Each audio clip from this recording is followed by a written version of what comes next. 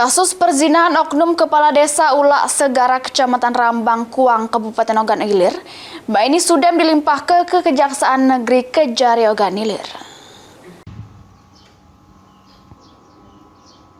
Berkas tersangka kasus perzinahan oknum Kepala Desa Ulak Segara Kecamatan Rambang Kuang, Kabupaten Ogan Ilir, Mbak ini sudah selesai serta bakal dilimpah ke Kejaksaan Negeri Ogan Ilir.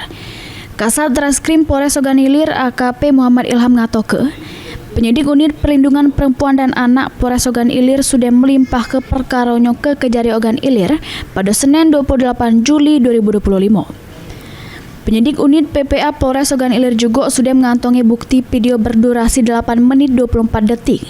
Pas Kades Ulak Segara ini lagi berzinah dengan betino yang bukan bini sahnya. Perzinahan salah satu oknum kades di Kecamatan Rambang Kuang, Kabupaten Ogan Ilir. Untuk tahap penanganan penyidikan sudah sampai tahap 2 dan kami sudah melimpahkan berkas perkara tahanan dan barang bukti ke Kejaksaan Negeri Ogan Ilir. Ya, untuk tersangka atas nama siapa? Ya, tersangka ada 2 orang. Pasangan yang melakukan zina.